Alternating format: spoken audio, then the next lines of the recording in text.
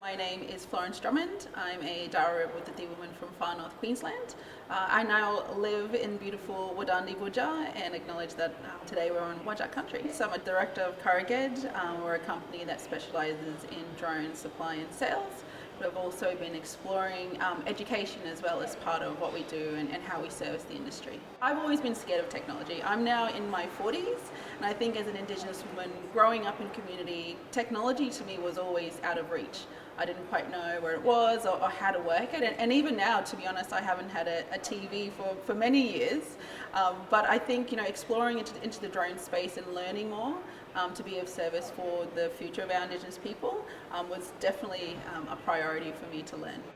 I was always about solving the problem. It was never about talking about it or wanting someone else or waiting for someone else to solve these problems. I think once I was familiar with it, I thought, okay, well, how can I actually contribute to solving this problem? And I think, that's very liberating, empowering, all those words that you use, when you're thinking about building your own skill set and your own self. Both professionally but also personally.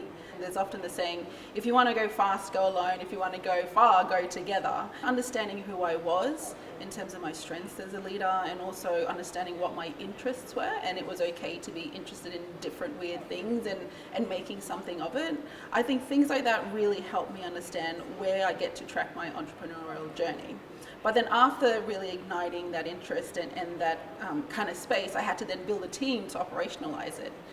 My background in mining and creating a network for Indigenous women in mining, I first had to kind of venture out into the world of corporate Australia. And I was born and raised in a community, and I really had to then be strong in my own identity to then be strong enough to kind of be in that environment that was very unfamiliar to me, that was very scary. So I think in terms of building my capacity as a leader, but then also building into the corporate world that is right now and being sustainable and sustaining my own strength, but also resilience and relating that back to my culture and how I showcase that as a strength and as a niche space, that was a really interesting dynamic. So I've really come to learn how important language is. And I think as we describe ourselves when we think about being empowered, how that can be a positive but also a negative word as well. So I think eventually the evolution of language through business and community and personal identity will start to position ourselves or to help us grow as professional people. So I think building a business within the technology and innovation space, that's always been a bit challenging. I think any First Nations business owner out there, it's not just you build your business for yourself. And I think that burden or that weight of making sure the community's fine and also the family comes along with you to some degree, you always have to take that into account when you're building your businesses. And I think it is a beautiful thing, but then it's also one of the most challenging things as well to make sure your business does grow as quick as possible or as strong as possible. So I think all those elements do impact, but it's like how do you then weigh it all up and when is the payoff point to all those things that you invest in. So for me, a lot of learning around how I built within the digital space, a huge gap between my knowledge and where we need to be, especially when we're speaking in between different countries as well and different cultures. I think one of the biggest fears that we may hold is that we don't know enough, or we're small enough, or we're too far from where everything is happening. I think there's strength in being away as well and observing and learning from other people's progress as well. My personal passions around building the community and the next generation, I'm lucky, I come from a huge family, as we all do. So I'm the oldest of 8 children, and already we have 20 plus nieces and nephews. So already you're working for your family to make sure that they as the generation are informed, they're included, and they're leading as well. I think more than anything, it's that whole language dynamics again of where we fit in our future. So I think when we're talking about the next generation, really understanding that it is a big burden, and working together, collaborating with not only First Nations businesses here in Australia, but globally. I think there's so much strength in that global application of what we all believe in and where our values are. And when we're all going, we've never given us the opportunity to actually have that conversation before. So using technology and innovation, how do we connect and then grow together?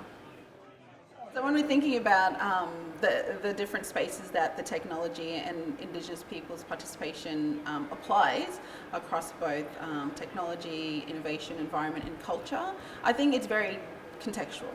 Because I think, if you talk with someone here in Australia or someone over in Latin America or over in India or Africa, their understanding and their interpretation of technology is very contextual to their space. So for example, my background in mining, you would go and speak to someone about climate change who's someone that lives in a mining community and has to work in a mine to feed their family and improve their health and all those types of things. But when you're talking to them about climate change, it doesn't make sense to them. It's not a priority for them because they're trying to feed their family. So I think when we're thinking about technology, it's to really think about what the infrastructure is, what the demands are, but also what the priorities are and how we align them as well to make sure that we're all delivering towards what they want. I think that's the most important piece here, because we can't just apply what we do here in Australia to over in other countries. Walking the same path as different people, and I think different businesses, and again that contextual space of our indifference. I think, how do we find that value? And what I've often find working globally is that you really diffuse that emotional charge that we have, particularly here in Australia, and that distance that we have between each other. So I think talking together, understanding where our North Star is, understanding what the actual priorities are, what's at risk here. When we're thinking about survival, right? When you're thinking about Indigenous peoples in this energy transition, the fear of the risk of not being left behind. Those are some of the things that we really need to be informed with. And I think talking together as not only just First Nations people, but also making sure that information from both a federal level, from the government side, but also from the corporate side as well, that we're feeding into a bit of a library of education or knowledge where we can continually add to as well. So I think, yes, talking to each other is important, and then ensuring that everyone agrees on how we're moving forward together. But at the same time, of course, ensuring that time pressure and that time bound is also identified as well.